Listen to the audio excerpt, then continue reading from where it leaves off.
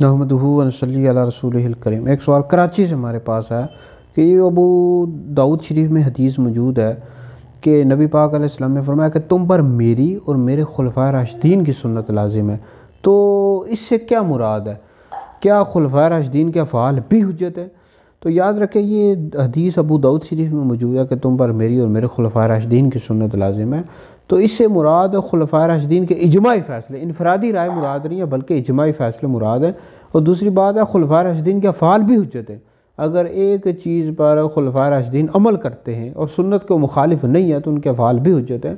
تو تیسری بات یہ ہے کہ اگر ایک چیز پر ایک خلیفہ راشد عمل کرتا ہے اور دوسرے خلیفہ راشد سے اس کے وہ مخالفت نہیں کر رہے، ان سے مخالفت ثابت نہیں ہے، تو وہ اس چیز پر بھی عمل کیا جائے گا اور وہ بھی حجت ہے۔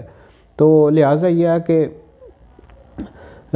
اس سے مراد یہ ہے کہ تم پر میری اور میرے خلفائے راشدین کی سنت لازم ہے، مطلب یہ ہے کہ جو چیز ان سے ثابت ہے اور وہ سنت کے مخالف نہیں ہے اور وہ اجماعی فیصلے ہیں تو بالکل اس پر عمل کیا جائے گا۔